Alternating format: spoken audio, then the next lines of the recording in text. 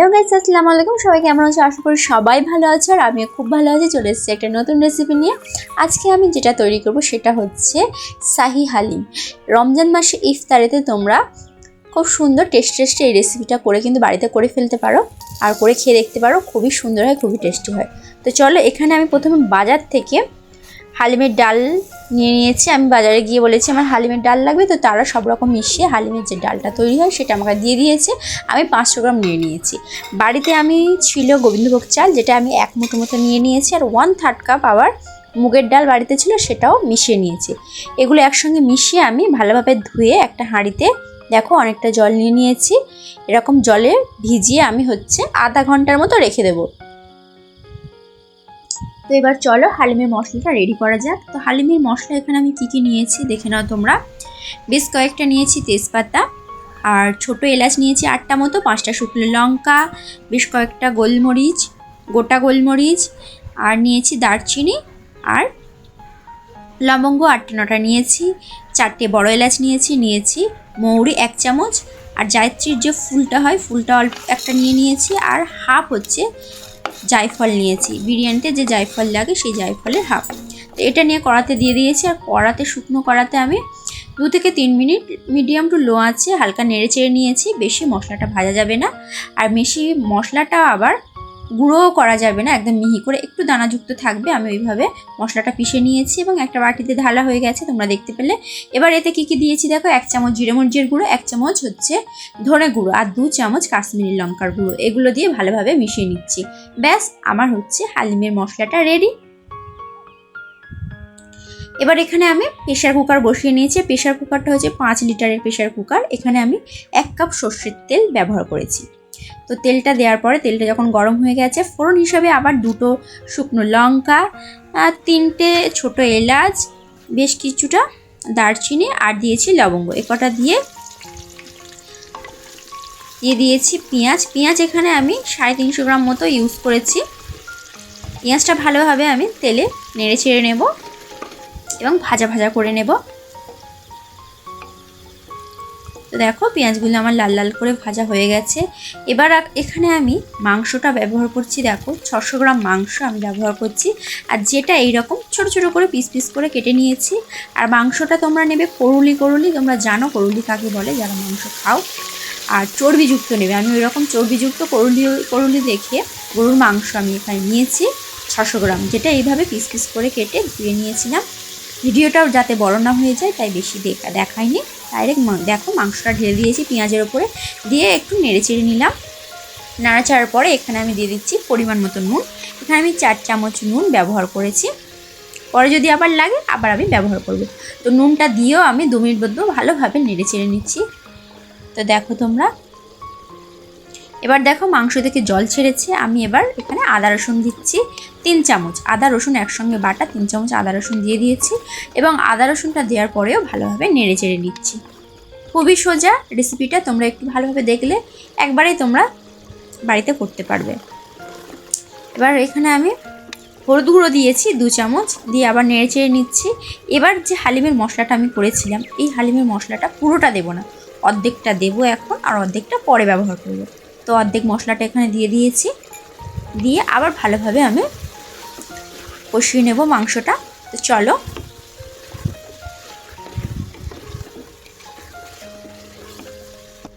তো এখানে আমি 2 থেকে 3 মিনিট হাই ফ্লেমে দিয়ে গ্যাসটা আমি মাংসটা ভালোভাবে কষিয়ে নিয়েছি। আর দেখো কষাতে আবার আমি এখানে 1 চামচ গরম মশলা, যেটা আমি বাড়িতে বানিয়েছি সেই গরম মশলা 1 চামচ দিয়ে দিলাম, দিয়ে আবার একটু নেড়ে চেড়ে নেব 1 মিনিট মতো।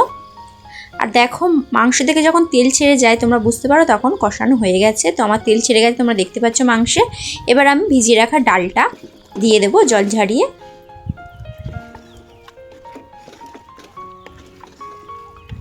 তো ডালটা দিয়ে আবার মাংসের সঙ্গে ভালোভাবে নেড়ে চেড়ে নেব।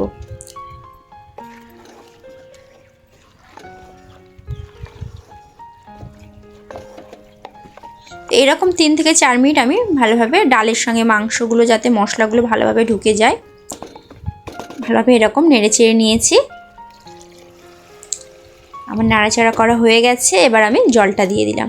জলটাতে তোমরা আন্দাজ মতো দিও, তো এখানে আমি যে জলটা ব্যবহার করছি সেটা বলে দিই। এখানে আমি 3 কাপ জল ব্যবহার করেছি। এবার ঢাকনাটা মুড়ে আমি 5টা সিটি দিয়ে নেব। দেখো 5টা সিটি দেওয়ার পরে প্রেসার কুকারটা খুলেছি, কত সুন্দর হয়েছে দেখো। এবার আমি আবার একটা হাঁড়ি বসিয়ে নিয়েছি, হাঁড়িতে দিয়ে দিয়েছি আবার 1 কাপ সর্ষের তেল। এখানে আমি 300 গ্রাম পেঁয়াজ আবার দিয়ে দিচ্ছি,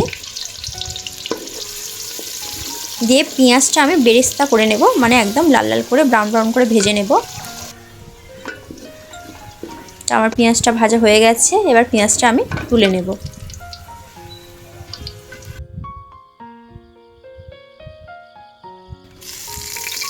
এবার এই তেলেতেই আমি প্রেসার কুকারে যে হালিমটা আমার সিটি দিয়ে রেখেছি সেটা ঢেলে দিচ্ছি।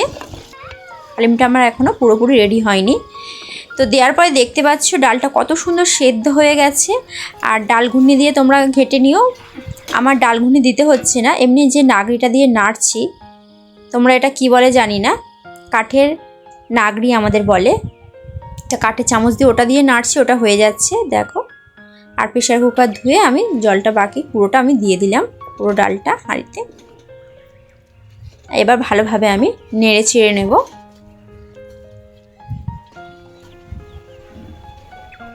আর এখানে যে হাফ মশলাটা আমি রেখে দিয়েছিলাম, এবার আমি মশলাটা দিয়ে দিচ্ছি, দিয়ে আবার সুন্দরভাবে নেড়ে চেড়ে নিচ্ছি।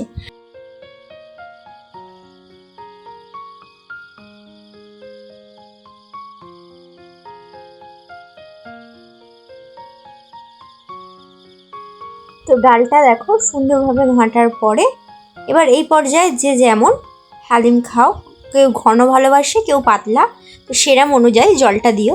আমার আবার একটু ঘন ভালোবাসি, তাই অল্প করে জল দিয়ে দিলাম। এবং জলটা দেওয়ার পরে আবার ভালোভাবে নেড়ে ছেড়ে নিচ্ছি। আর ওপর দিয়ে আবার দিয়ে দিচ্ছি বাড়িতে বানানো গরম মশলাটা 1 চামচ, দিয়ে আমি আবার নেড়ে চেড়ে নেব ভালোভাবে।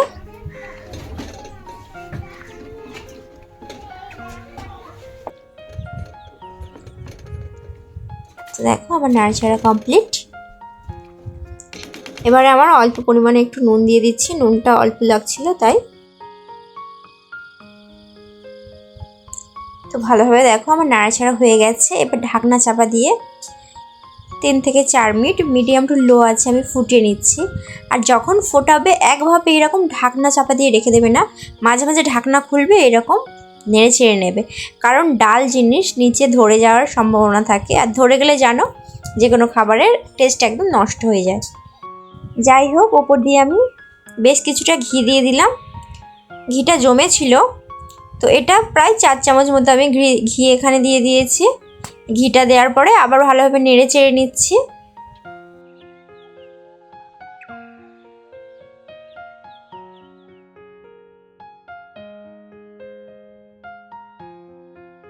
তো এবার আবার একটু ঢাকনা চাপা দিয়ে আমি 2 মিনিট মতো ফুটিয়ে নেব মিডিয়াম টু লো আছে। তো দেখো আমার খুব সুন্দরভাবে হালিমটা ফুটে গেছে। এবার ওপর দিয়ে আমি বেরেস্তাটা দিয়ে দিচ্ছি। তো আমার হালিম রেডি। এবার আমি গ্যাসটা বন্ধ করে দেব এবং হালিমটা গার্নিশিংয়ের জন্য কী কী ব্যবহার করছি তোমরা দেখো। এখানে নিয়ে নিয়েছি শসা কুচি, পেঁয়াজের বেরেস্তা, ধনেপাতা কুচি, বেশ কিছুটা কাঁচা লঙ্কা কুচিয়ে নিয়েছি আর লেবু কেটে নিয়েছি। তো রেসিপিটা কেমন লাগলো অবশ্যই তোমরা আমাকে জানিও, আশা করি সবার ভালো লাগবে। খুবই সোজা আর সিম্পল আর খুবই টেস্টি একটা রেসিপি, ইফতারের জন্য খুবই ভালো। তোমরা বাড়িতে আবারও বলছি ট্রাই করো। তো যাদের রেসিপিটা ভালো লাগবে তারা চ্যানেলটা সাবস্ক্রাইব করতে একদম ভুলবে না, একটা কমেন্ট একটা শেয়ার করে দিও। আর সবাই ভালো থেকো, সুস্থ থেকো, আল্লাহ হাফেজ।